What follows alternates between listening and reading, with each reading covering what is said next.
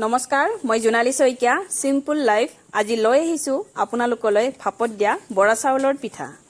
চাউলখিনি কিছু সময় পানীত ৰাখি উঠাই দিব আৰু পিঠাত দিবলৈ মই নাৰিকল আৰু গুড় একেলগে ভাজি লৈছো যেহেতু মই কেটলিত পিঠা বনাম অলপ আটা পানী মিক্স কৰি লাডু বনাই নলিটোৰ মুখখন বন্ধ কৰি দিম পানী উতলি অহাত কেটলিৰ ঢাকনিখনত প্ৰথম চাউলৰ ওপৰত নাৰিকল দিব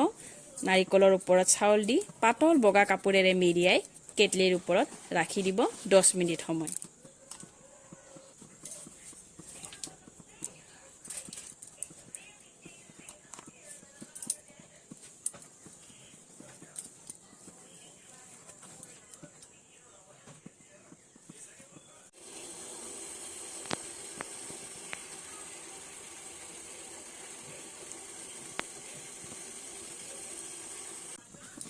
এয়া চাওক মোৰ ধুনিয়া বৰা চাউলৰ পিঠা হৈ গল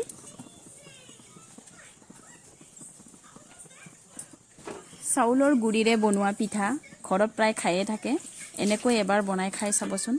ভিডিওটো ভাল পালে সাবস্ক্ৰাইব কৰিব লাইক শেয়াৰ কৰিব আজিলৈ আহিছো বাই বাই এতিয়া আপোনালোকে চাহৰ জুতি লওক ময়ো চাহৰ জুতি লওঁ বাই